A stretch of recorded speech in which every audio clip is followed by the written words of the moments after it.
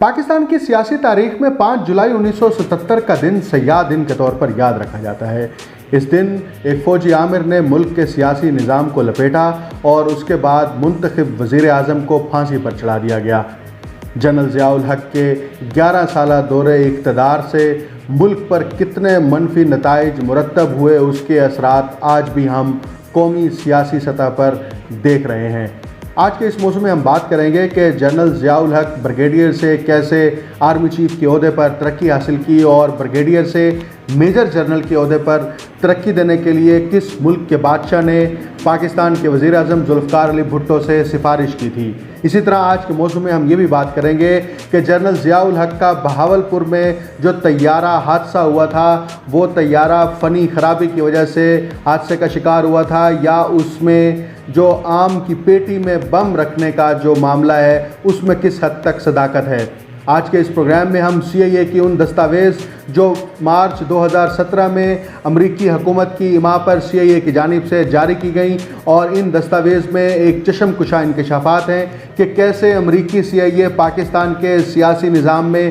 दिलचस्पी ले रही थी और जनरल ज़ियाउल हक़ को अफ़गान जिहाद के अंदर इस्तेमाल करने के लिए मंसूबे बना रही थी। इससे पहले हम इस मौजू पर बात करें, अगर आपने हमारा चैनल सब्सक्राइब नहीं किया तो हमारा चैनल सब्सक्राइब करें और साथ घंटी का बटन ज़रूर दबा दें ताकि मुस्तकबिल में हमारी वीडियोस आप तक पहुंचती रहें। ये मामला उस वक्त शुरू हुआ जब सितंबर 1970 में उर्दन में ऑपरेशन ब्लैक सितंबर किया गया और इसका कमांडर जो है पाकिस्तान के ब्रिगेडियर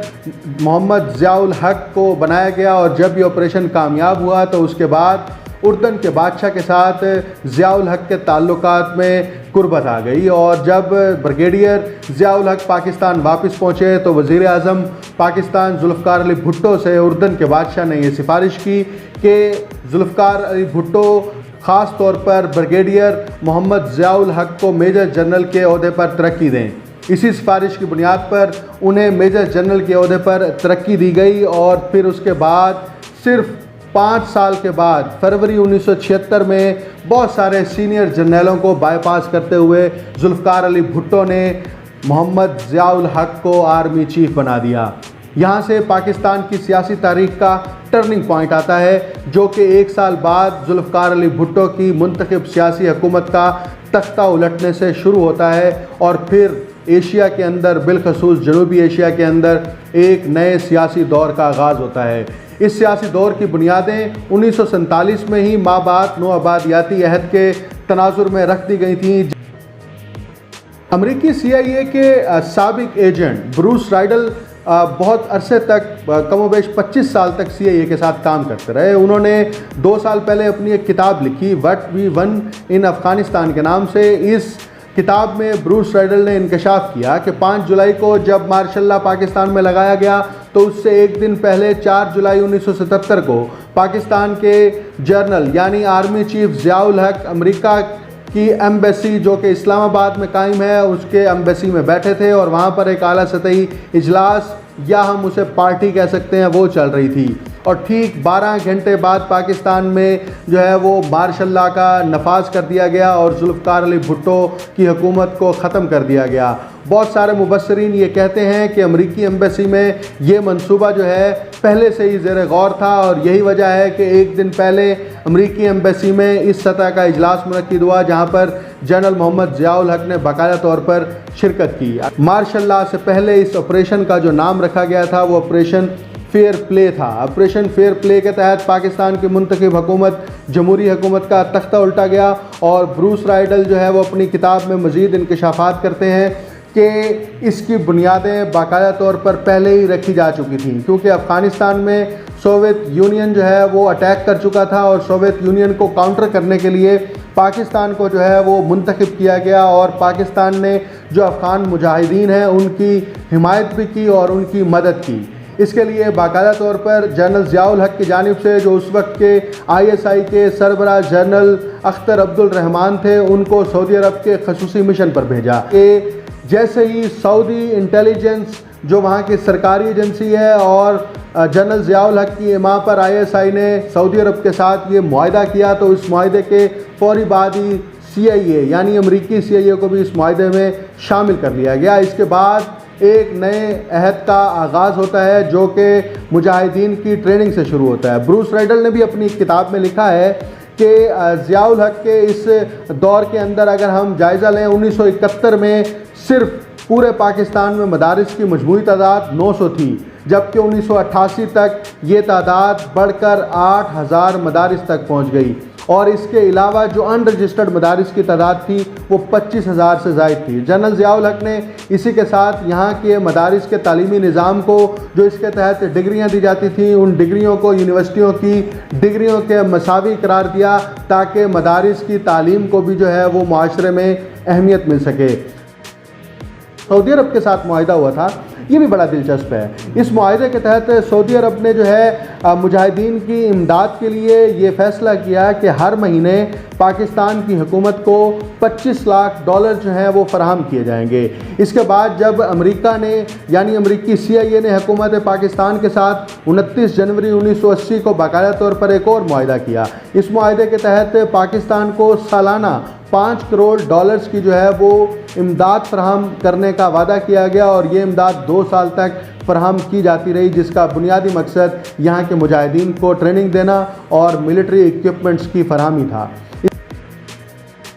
ये वो दौर था जब पाकिस्तान में डॉलर्स की रेल फेल हो रही थी और इस रेल फेल के नतीजे में यहाँ मदारिस का एक मजबूत नेटवर्क बनाया जा रहा था। मदारिस का ये मजबूत नेटवर्क सऊदी फंडिंग से फराहम किया जा रहा था और सऊदी फंडिंग के साथ अमरीकी डॉलर्स भी इसके साथ शामिल थे, जिसका एतराफ़ 2 साल पहले मोहम्मद बिन सलमान ने भी किया कि हमने अमरीकी दबाव पर और अमरीकी हिमायत में पाकिस्तान के अंदर जो है वो मदारिस कायम किए और ख़ास मकतबा फ़िक्र को प्रमोट करने के लिए हमने फंडिंग फराहम की। और इसका एतराफ़ उन पॉलिसियों का एतराफ़ था जो दरअसल 1980 की दहाई में पाकिस्तान में राइज की गई और इन पॉलिसियों के तहत मुजाहिदीन की ट्रेनिंग की गई और यहाँ पर ट्रेनिंग कैंप्स बनाए गए, जिसका बुनियादी हदफ सोवियत यूनियन को अफ़गानिस्तान से बाहर निकालना था। फरवरी 1989 में CIA ने एक मरासला लिखा। इस मरासले में ये कहा गया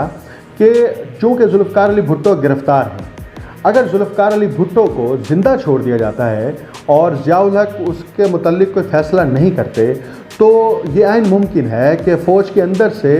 ज़ियाउल हक के ख़िलाफ़ एक नई जो है बगावत का आगाज़ हो जाए, जो कि एक नई डिस्ट्रक्शन की तरफ जाएगी और मुल्क इसका मुतहम्मिल नहीं हो सकता। और बहुत सारे ऐसे डॉक्यूमेंट्स और हत्ता के CIA के एजेंट, जिसमें ब्रूस राइडल भी सर फहरिस्त हैं, वो इस बात का इतराफ़ कर चुके हैं कि सारा जो यहाँ पर जिहाद लड़ा जा रहा था वो अफ़गान जंग थी, वो अमेरिका की जंग थी जो कि जनरल ज़ियाउल हक के ज़रिए से लड़ी गई और इसका अल्टीमेट फ़ायदा जो है वो भी अमेरिका को पहुंचा। इसी तरह 1 फरवरी 1981 में CIA की जानिब से एक और मरासला लिखा गया जिसमें ज़ियाउल हक की पॉलिसियों की हिमायत की गई और इस मरासले में पूरी प्लॉटिंग की गई कि कैसे ज़ियाउल हक पाकिस्तान के सियासी निज़ाम को कंट्रोल कर रहे हैं, हत्ता के मकामी सतह पर और मुख्तलिफ़ सूबों में ताजरों को अपना हमायती बना रहे हैं। जो मुख्तलिफ़ मकतबा फ़िक्र के मजहबी रहनुमा हैं उनको भी अपने साथ मिला चुके हैं, क्योंकि उनको फंडिंग फराहम की जा रही थी, उनको मदारिस बनाने के लिए पैसे दिए जा रहे थे और उनको फैसिलिटेट किया जा रहा था। मकामी सतह पर जो ये सपोर्ट ज़ियाउल हक ने हासिल की उसके ज़रिए से इस मरासले में ये इंकशाफ किया गया कि ज़ियाउल हक की हुकूमत को ताकत मिली और इसी ताकत की बुनियाद पर ज़ियाउल हक जो है वो अमरीकी पॉलिसियों को फर्दर इस खित्ते के अंदर इम्प्लीमेंट करने में मुआवन का किरदार अदा करता रहा। इसी तरह मई 1983 में CIA की जानिब से एक और मेमो लिखा गया। इस मेमो में ये कहा गया कि ज़ियाउल हक के ख़िलाफ़ जो MRD यानी कि तहरीक बहाली जमहूरियत की जो तहरीक यहाँ पर 8 जमातों से मिलकर चलाई जा रही है वो तहरीक इंतहाई कमज़ोर है, उससे कोई नताइज बरपा नहीं होंगे, क्योंकि तहरीक के अंदर तजादात हैं, तहरीक के अंदर जो पार्टी शामिल हैं इन पार्टीज़ के अपने मफादात हैं और जब तक ये मफादात रहेंगे उस वक्त तक ये तहरीक कामयाब नहीं होगी। इसी तरह के बेशुमार मरासले CIA की जानिब से जो हैं वो लिखे गए जिनको 2017 में रिलीज़ किया गया। जब ये सारा मकसद अमेरिका ने हासिल कर लिया और सोवियत यूनियन की कमर तोड़ दी गई तो उसके बाद अब ज़ियाउल हक का पत्ता गोल करने का फ़ैसला हुआ और ज़ियाउल हक का पत्ता गोल करने का बाकायदा तौर पर मंसूबा बनाया गया और ये CIA की दस्तावेज़ात हत्ता के वाशिंगटन पोस्ट में अगस्त 1988 में एक के बाद दीगरे 3 आर्टिकल शाये हुए। इन तीनों आर्टिकल्स में ये कहा गया कि जनरल ज़ियाउल हक का जो तैयारा हादसा बहावलपुर में हुआ है वो फ़नी ख़राबी से नहीं हुआ और ना ही इस वजह से हुआ है कि आम की वो पेटी जो बिल्कुल आखिरी लम्हे एयरपोर्ट पर वहाँ जहाज़ के अंदर लोड की गई, उसके अंदर बम थे, ऐसा भी कुछ नहीं है। इस हवाले से जो दस्तावेज़ सामने आई, उन दस्तावेज़ात और वाशिंगटन पोस्ट में 22 अगस्त, 28 अगस्त और 29 अगस्त को छपने वाली तहरीरों के मुताबिक अमेरिका और पाकिस्तान ने जो मुश्तरका तहकीकाती टीम बनाई थी, इस तहकीकाती टीम में जो पाकिस्तान एयरफोर्स ने अपनी इब्तदाई तहकीकात जो पेश की थी, उसके मुताबिक तैयारे पर मिसाइल मारा गया था और मिसाइल ये इंजन पर दागा गया था, जिसके नतीजे में तैयारा ज़मीन पर गिरा। और एविडेंस के तौर पर तहकीकाती टीम ने यह बताया कि अगर तैयारे पर मिसाइल ना मारा जाता और हवा के अंदर तैयारे में बम ब्लास्ट हुआ होता तो उसके नतीजे में जो तैयारा है उसका मलबा दूर दूर तक फैलता, जबकि मिसाइल के नतीजे में जब जहाज़ नीचे गिरा तो उस वक्त उसका मलबा ज़्यादा दूर तक नहीं फैला। ये इसके एविडेंस के तौर पर बताया गया और साथ में ये भी कहा गया है कि ये ब्रीफिंग पाकिस्तान एयरफोर्स की जानिब से अमरीकी एहलकारों को बाकायदा तौर पर फराहम की गई और इस रिपोर्ट में लिखा गया कि तैयारा जो है वो ग्राउंड लॉन्च्ड मिसाइल के ज़रिए से जो है वो तैयारे को गिराया गया और इसके बाद ये रिपोर्ट्स ज़्यादा मंजर आम पर नहीं लाई गई। इन रिपोर्ट्स पर वाशिंगटन पोस्ट में छपने वाले आर्टिकल्स को ज़्यादा ज़ेर बहस नहीं लाया गया और आज तक यही मुअम्मा रखा गया कि ज़ियाउल हक का तैयारा हादसा जो है वो क्यों पेश आया। जनरल ज़ियाउल हक का ये एपिसोड जब 1988 में ख़त्म हुआ तो उसके नताइज बाद में आने वाली सियासी हुकूमतों पर मुरतब हुए और उसके बाद 1999 में पाकिस्तान को एक नए मार्शल लॉ का सामना करना पड़ा। ये चारों बड़े मार्शल लॉ जो पाकिस्तान में लगाए गए, इसका लुब्बे लुबाब सामने लाएं तो वाज़ेह होता है कि आलमी इस्तेमार ने जब भी इस खित्ते के अंदर बड़ा काम लेना होता है, मुनफरिद नौइयत का काम लेना होता है, तो वो यहाँ की मकामी हुकूमतों को, चाहे वो जमहूरी हों या गैर जमहूरी हों, उनको इस्तेमाल करता है। लेकिन इन गैर जमहूरी हुकूमतों में दो इंतहाई गैर मामूली काम जो है वो कराए गए। जनरल ज़ियाउल हक के दौर के अंदर जिहाद और फंडामेंटलिज़म और इस्लामाइजेशन को एक मखसूस तनाजुर में फैलाया गया, जिसका हदफ अमरीकी मफादात का तहफ़्फ़ुज़ करना था। उसके बाद 1999 के बाद यहाँ पर रोशन ख्याली के तहत दोबारा से एक आर्मी जर्नल के ज़रिए से नए नज़रियात और तसव्वुरात फैलाए गए। उसका हदफ भी यही था कि अमरीकी मफादात का तहफ़्फ़ुज़ करना है। ये मफादात अमरीका के पूरे करने के लिए इन दोनों अदवार के अंदर पाकिस्तान ने जो किरदार अदा किया, आज भी हम उसका खुमियाजा भुगत रहे हैं। सियासी तौर पर हम कमज़ोर हैं, अंदरूनी तौर पर हम इंतशार का शिकार हैं, सियासी बदअमनी है, इक़्तिसादी बदहाली है और ये इक़्तिसादी बदहाली मुल्क की जड़ों को जो है वो दिन ब दिन कमज़ोर करती चली जा रही है।